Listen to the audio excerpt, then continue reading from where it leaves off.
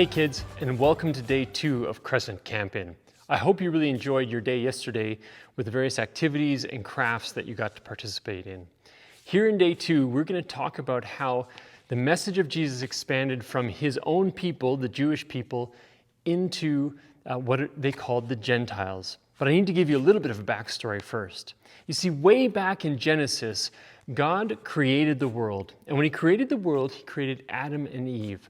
But if you know that story, you know that Adam and Eve turned away from God. They went and did their own thing, which caused sin to enter the world. Sin is what separates us from God.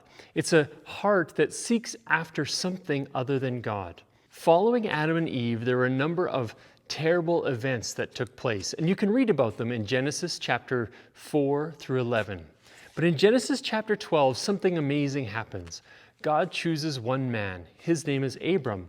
And he chooses Abram and his wife Sarai and sends them off to a foreign land. He says, "Follow me to a land that I will show you, and I am going to make you a great nation." Abram's people become the Israelites. And later on, by the time of Jesus, the Israelites are now known as the Jews. And the Jews are a very exclusive group of people in Jesus' day. They're known as God's people, and they have followed God's laws for generation upon generation. But here in Acts chapter 10 and 11, we see something change. You see, following Jesus' death and resurrection, something even more amazing happens than had happened in Genesis chapter 12. Upon Jesus' resurrection, he sends the Holy Spirit, and the Holy Spirit comes upon God's chosen disciples, the people who have been following Jesus for the last few years. When that happens, the church is birthed. A whole new era has begun, and the people of God spread the message of Jesus from person to person and town to town. But here in Acts chapter 10 and 11, something amazing happens, because a man named Cornelius, who is not a Jew, has a vision one day that he needs to call for a man named Peter. Peter, the same man we talked about yesterday that Jesus was engaged with in fishing, receives a vision himself. Peter's up on his rooftop praying, and a vision of a sheet coming down with all sorts of food on it is given to him. Peter's confused by this vision, and he hears God's voice say, "Peter, get up and eat." "But Jesus," Peter says, "I've never eaten anything that is unclean." And Jesus responds to him, "Everything that I've created is clean. Everything I've created is good." At that very moment, there's a knock at the door, and Peter runs and answered it, and it's Cornelius' men who have sent for Peter.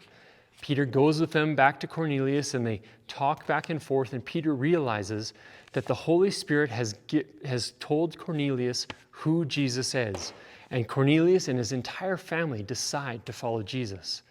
At that, the church is quite confused. How is it that these Gentiles, these non-Jews, these people who have never followed the law, could also be chosen by God?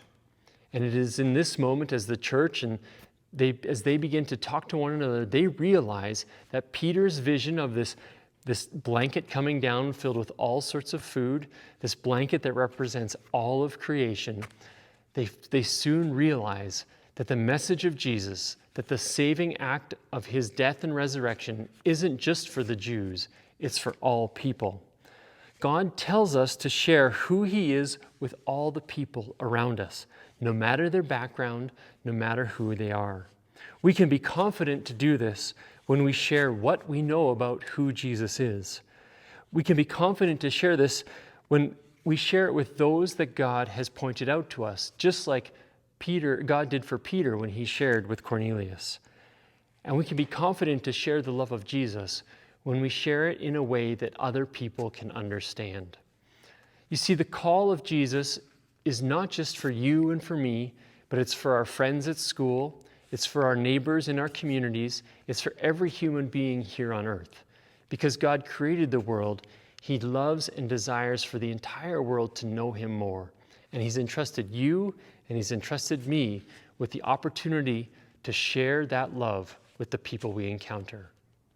As you enjoy your second day of activities here at Crescent Camp In, we hope that you have a great time understanding and learning about how the message of Jesus is for every person of every age and of every background. Have a great day. We'll see you again tomorrow. I've conjured up the